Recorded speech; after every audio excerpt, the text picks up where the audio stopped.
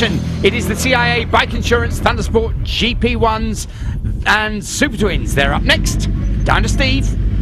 So we're on to the final GP1 race of the day, brought to you by CIA Bike Insurance and the Super Twins in this as well. Peter Baker on his spare bike is going to look to try and take win number 2 of the day. Rob Hoyles is going to try and look to stop him, as is Stuart Hall on 3rd. Scotty Kelly there on 4th is going to be 21 on Tuesday. What a birthday present it would be if he can make onto the podium. And also look out for those Super Twins. There's a lot of them and it should be a good race.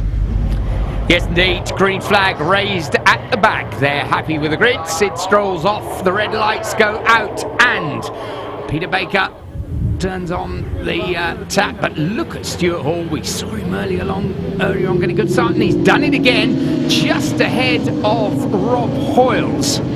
So number 17, Stuart Hall, heads the pack into the first 2 corners. Rob Hoyles just nicks by on the short run down to Sear and then blasts down Revit straight. But already, Steve, you can see Peter Baker there lined up in 3rd place. Yeah, Peter never necessarily gets the whole shot, but he's certainly just very, very careful through Sear corner. It's a tricky corner on the first lap. Hoyles obviously getting away well, as is Hall. Scott Kelly and Tony Keelty also doing well there. Yeah, Scott Kelly's had to miss a few races, and good to see him back here at Snet before his 21st birthday.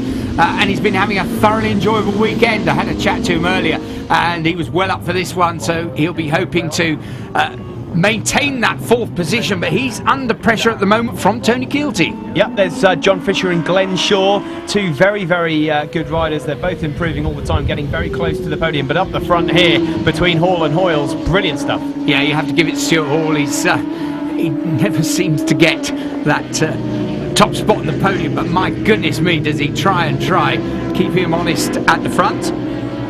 Yeah, Stuart Hall is, as I said earlier, that first podium might give him just that confidence to take him a bit further on in the championship. But look at this, Peter Baker has taken the pair of them while they're napping on the back straight by the looks of things. Yeah, favourite circuit for Peter, as he's happy to tell us, because he's had a lot of success here, and he's from Kings Lynn, which is, well, it's just a short scooter ride up the road.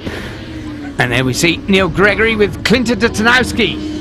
One of the leading Super Twin runners, just in his wheel tracks. Yep, beautiful machine, that night road racing Ducati, and he's improving all the time on it. A few of the Super Twins coming around. It looks like it's the last lap, and here's Baker, and there's Stuart Hall. There's some back markers. Could they feature? Could they make this a bit more difficult for Baker? Well, they could, and Chris Norris currently leading the Super Twins a little further back, ahead of Michael Price and Clinton Datanowski, and Lee Revely, I think, up there as well. I think he's 4th in Super Twins at the moment, but it's the big blast for the last time down the Revit straight for the CIA Bike Insurance GP1s and Super Twins.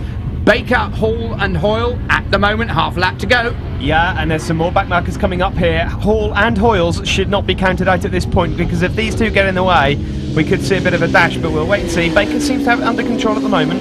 Yeah, and again, I love that. You can just see how far ahead down the track he's looking.